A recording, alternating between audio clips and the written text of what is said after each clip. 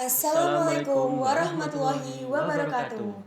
Halo teman-teman semua, selamat datang di podcast Rindu Ramadan Indah Penuh Ilmu.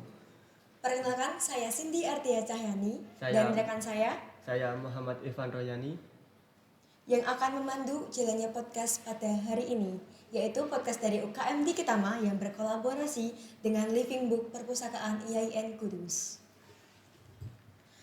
Nah teman-teman, pernah gak sih kalian itu merasa ada rahasia tersembunyi di balik ayat-ayat Al-Quran yang sering kita baca sehari-harinya? Makna yang terasa begitu dalam, apalagi yang seperti sekarang viral, seperti sungai di dalam laut dan lain sebagainya. Nah, podcast ini akan mengajak kalian untuk menjelajahi keindahan dan kedalaman literasi Al-Quran yang menyenangkan dan mudah dipahami. Siap-siap terpesona deh dengan keindahan dan juga ayat-ayat yang terkandung di dalam Al-Quran. Nah, bersama kita hadir narasumber yang tentunya keren banget. Nah, beliau Ibu Afina Izzatin, MPD. Beliau adalah seorang akademisi, jurnalis NU Online, dan seorang penghafal Al-Quran. Nah, beliau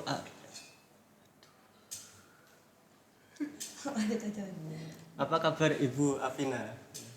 Alhamdulillah baik. Sehat ya Bu? Alhamdulillah sehat. Oke, mungkin langsung saja kita mulai ya Bu untuk obrolan kali ini. Nah, sejak kapan sih Ibu Afina ini jatuh cinta kepada Al-Quran, dan bagaimana peran keluarga dan siapa sih orang-orang yang paling berpengaruh dalam proses tersebut? Apa keluarga, teman, atau sahabat? Ya. Jadi begini ya, saya mulai tertarik dengan Al-Quran itu sejak orang tua saya itu mengenalkan bagaimana indahnya orang yang menghafal Al-Quran gitu. Jadi orang tua saya tuh selalu memperlihatkan, ini loh si A, misalkan ada saudara gitu ya, ada saudara yang hafal Al-Quran. Jadi dikasih contoh, ini orang kalau hafal Al-Quran tuh nanti di surga tuh dapat mahkota, nanti kalau dikubur itu mayatnya utuh dan lain sebagainya. Dan dari situ orang tua selalu mengenalkan keistimewaan dari orang-orang yang menghafal Al-Quran. Nah dari situ saya mulai belajar mencintai Al-Quran itu sendiri gitu ya. Saya dari situ belum mulai menghafal ya. Jadi baru menyukai, baru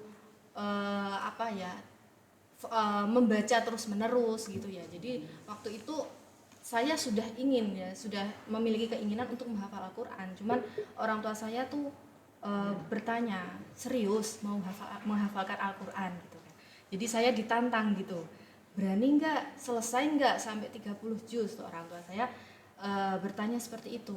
Ya, yang namanya ditantang seperti itu ya kita ya nggak ya gitu ya, baju nggak ya gitu. Jadi orang tua saya dulu bilang gini, kalau kamu kuliah diselesaikan dulu, kalau sekolah ya diselesaikan dulu, tidak usah di sambi-sambi, nggak usah di istilahnya gitu, di sambi ngafalkan Al-Quran dulu, itu kata orang tua saya.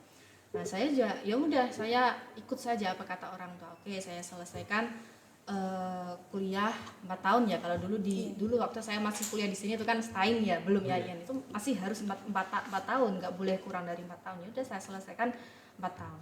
Setelah selesai 4 tahun, lalu saya bilang sama orang tua, Bu, saya mau mondok aja gitu. Saya mau mondok loh, lah nggak kerja aja, nggak S2 aja. Nah, orang tua saya tanya gitu, tapi saya bilang enggak, saya mau ngaji aja. Saya sepertinya sudah mulai lelah dengan dunia ini gitu ya.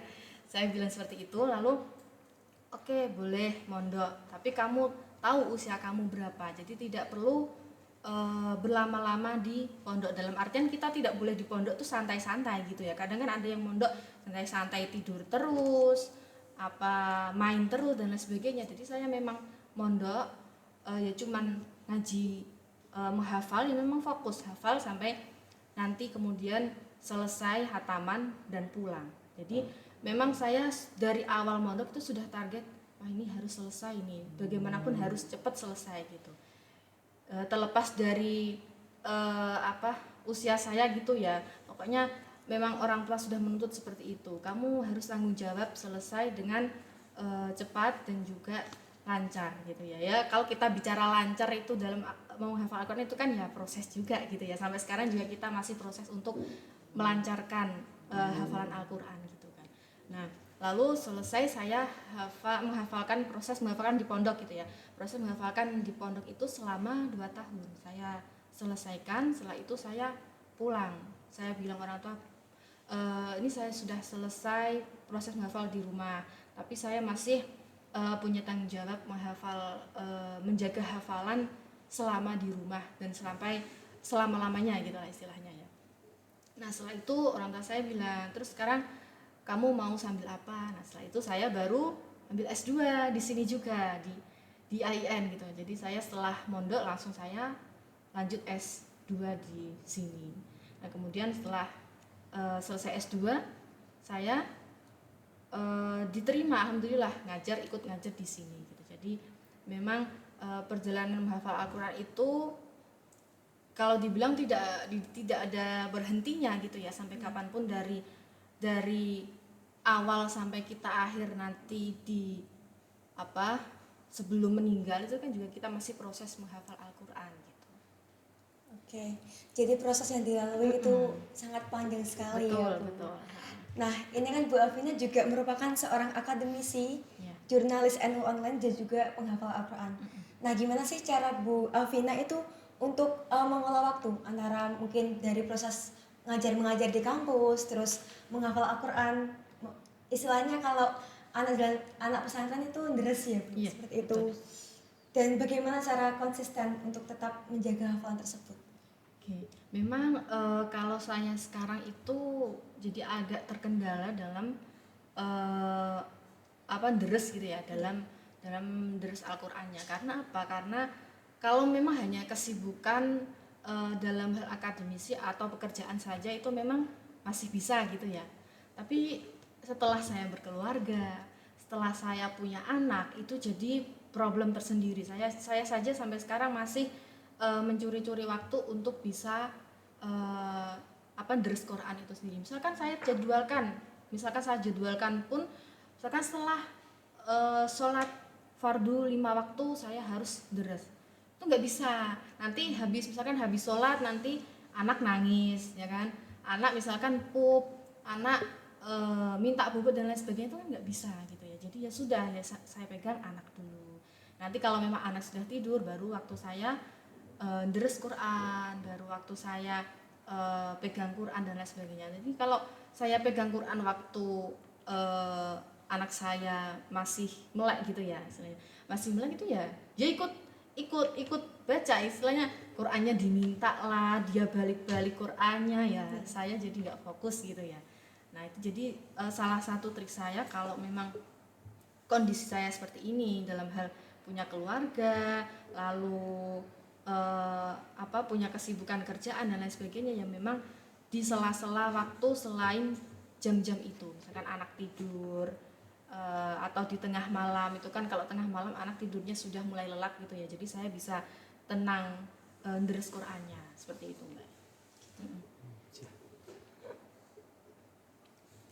Nah, mengapa sih menurut Ibu Afina literasi Al-Quran itu penting untuk di zaman sekarang, dan apa sih perbedaan hanya sekedar membaca dan dengan melakukan tadarus itu? Oke, penting ya. Jadi literasi tadarus Al-Quran perlu kita pahami dulu pengertiannya apa.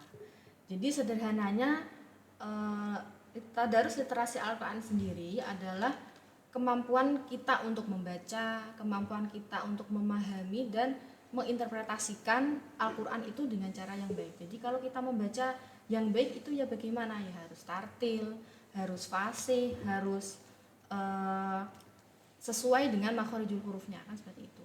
Dalam memahami juga seperti itu, harus makna dan isinya juga harus sesuai. Dalam menginterpretasikan juga seperti itu, harus sesuai dengan konteks kehidupan dan lain sebagainya.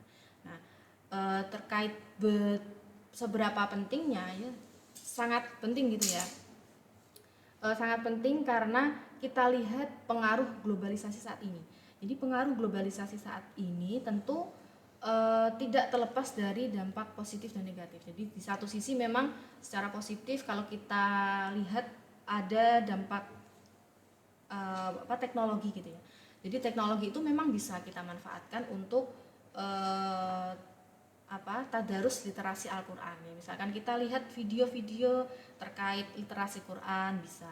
Kita lihat di sosial media itu juga banyak. Tapi juga di sisi satunya ya, di sisi negatifnya itu juga banyak gitu kan. Makanya dengan adanya tadarus literasi Al-Qur'an itu sendiri tentu akan membawa dampak yang baik untuk kita gitu ya, untuk memperbaiki akhlak kita, untuk memperkuat dan mempertebal iman dan takwa kita kepada Allah seperti itu. Jadi memang dampaknya kepada generasi zaman sekarang itu sangat baik kalau memang yang namanya tadarus literasi Al-Qur'an itu memang diterapkan dengan cara yang baik pula seperti itu. Lalu apalagi tadi Mas? Dan apa sih perbedaan dari hanya sekedar membaca dengan melakukan tadarus? Perbedaannya itu jelas berbeda ya. Kalau kita hanya sekedar membaca itu kan ya sudah kita baca saja gitu. Tapi kalau kita tadarus literasi Al-Qur'an itu bisa tujuannya itu untuk kita mengetahui makna, isi juga pesan-pesan yang ada di dalam Al-Qur'an itu sendiri. Jadi tujuannya jelas berbeda ya. Kalau membaca saja ya sudah kita tujuannya membaca gitu kan. Kalau tadarus literasi Al-Qur'an tujuan kita tahu isinya, maksud isinya, pesan-pesan di dalam Al-Qur'an itu apa. Lalu itu yang pertama tujuannya, yang kedua terkait prosesnya. Jadi proses dari membaca Al-Qur'an itu ya hanya proses membaca. Nah, tapi kalau di dalam literasi Al-Qur'an itu prosesnya banyak. Ada analisis gitu kan, cara kita menganalisa, cara kita menginterpretasikan, memaknai, menggunakan akal dan lain sebagainya untuk memahami Al-Qur'an. Itu prosesnya sudah jelas berbeda. Lalu yang ketiga adalah hasilnya. Hasilnya kalau kita membaca Al-Qur'an ya hasilnya kita lancar gitu kan, membaca Al-Qur'annya lancar, membaca Al-Qur'annya baik dan lain sebagainya. Tapi kalau di dalam literasi Al-Qur'an hasilnya ya kita bisa lebih memahami isi Al-Qur'an lebih dalam gitu kan. Bisa lebih menggali kandungan-kandungan Al-Qur'an, pesan-pesan yang terkandung di dalamnya. Seperti itu, Mbak. Oke, jadi ada perbedaan tersendiri ya Bu Ya, antara jelas. tadarus dan juga membaca Al-Qur'an secara biasa seperti Ya. itu. Nah, lalu apa saja sih sumber-sumber belajar yang dipakai mungkin dari Bu Afina untuk memperdalam pemahaman kita tentang Al-Qur'an? Mungkin dari rekomendasi buku, jurnal dan sebagainya. Mungkin bisa dijelaskan. Oke, kalau kitab tafsir nih. Kalau kitab tafsir mungkin bisa memakai tafsirnya tafsir Al-Qur'anul Adzim itu. Punyanya Ibnu Katsir itu kan yang memang sudah masyhur ya. Tapi kalau mungkin generasi zaman sekarang mungkin pengennya yang bahasa-bahasanya itu enak gitu. Mungkin bisa pakai tafsirnya Quraisy Shihab ya, tafsir Al-Misbah itu kan pembahasannya udah masa kekinian gitu ya.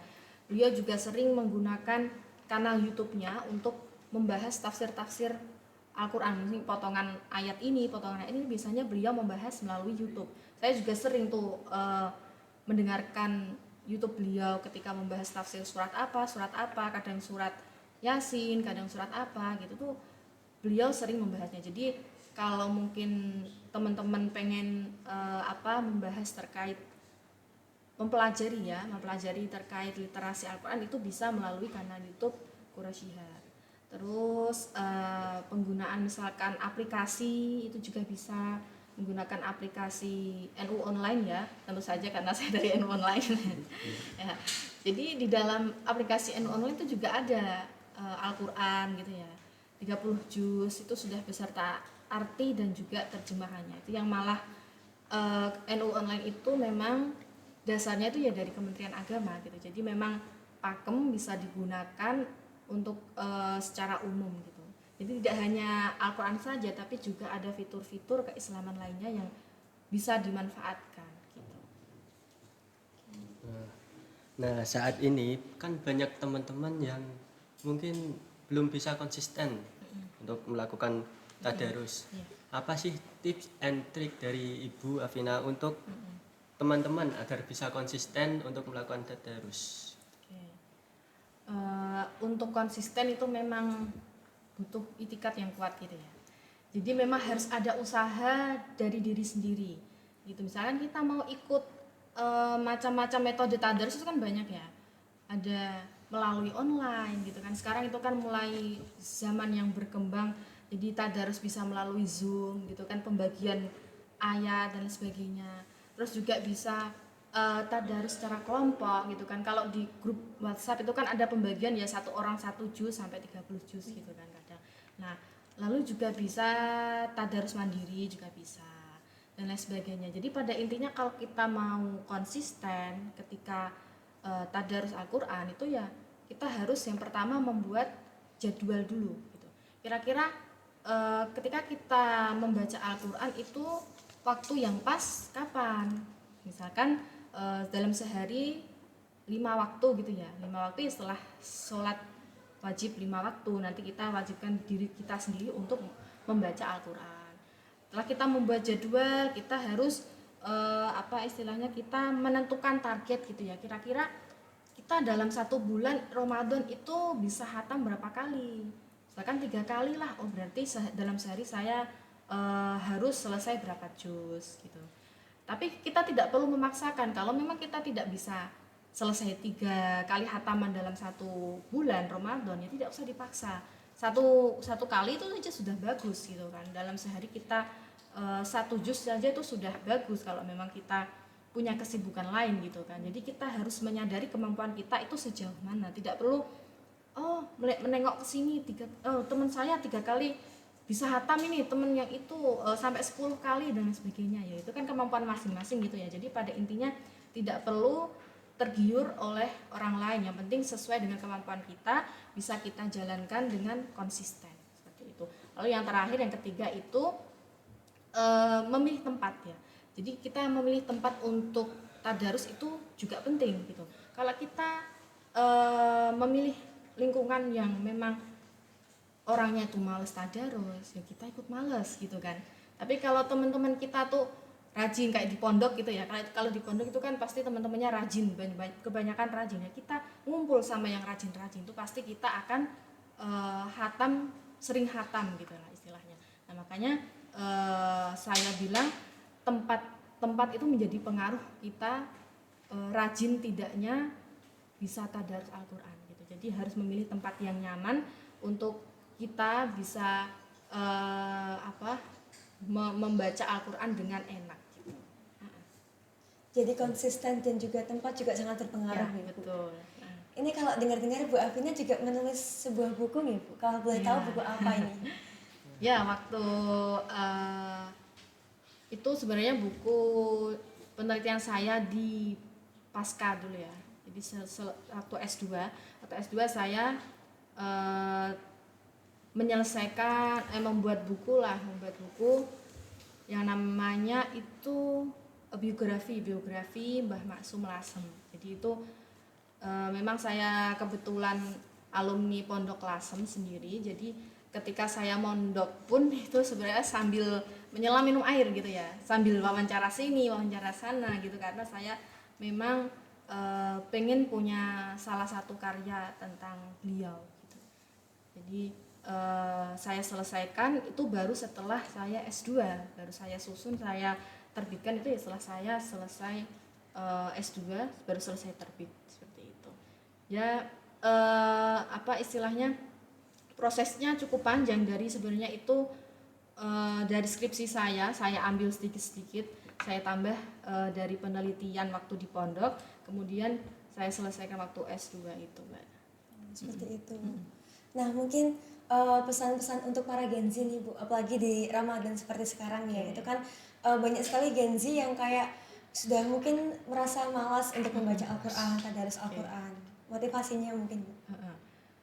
Jadi memang membaca Al-Quran itu membutuhkan niat gitu ya, membutuhkan niat. Apalagi kita sedang berpuasa, sedang berlapar-lapar, ini paling enak tidur ini ya gitu. Ya sama-sama ibadah lah. Ya, lebih enak memilih ibadah tidur gitu kata orang. Jangan salah ya, berbeda ya pahala antara tidur dengan pahala pahala kita membaca Al-Qur'an ketika puasa. Jadi tadi kaitannya dengan tadarus literasi Al-Qur'an itu sendiri adalah tidak hanya sekedar kita membaca. Jadi kita tidak hanya sekedar membaca tapi juga memahami, terus juga menginterpretasi Al-Qur'an, isi-isi Al-Qur'an itu dengan cara yang baik. Maka kita harus menjaga Al-Qur'an, istilahnya kita harus bisa membuat Al-Qur'an itu menjadi sebuah inspirasi, bisa menjadikan Al-Qur'an itu sebagai sebuah pedoman dalam kehidupan.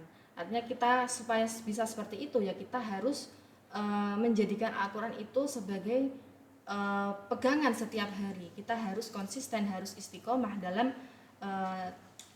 tadarus Al-Qur'an gitu ya. Kan ada ya dalil yang menyebutkan bahwa al-istiqomatu khairun min alfi karomah gitu kan. Jadi istiqomah itu lebih baik daripada 1000 karomah gitu. Makanya meskipun kita hanya bisa tadarus sedikit, misalkan dalam satu hari cuma bisa 1 halaman lah, ya nggak apa-apa. Yang penting itu dilakukan secara istiqomah, secara konsisten dan terus menerus. Jangan kita teriming-iming cepet hatam, hari ini 5 lembar, besok 10 lembar, besoknya enggak. Nah itu kan malah tidak konsisten, tidak istiqomah. Lebih baik sedikit tapi konsistennya lebih baik lagi banyak dan konsisten gitu ya tentunya.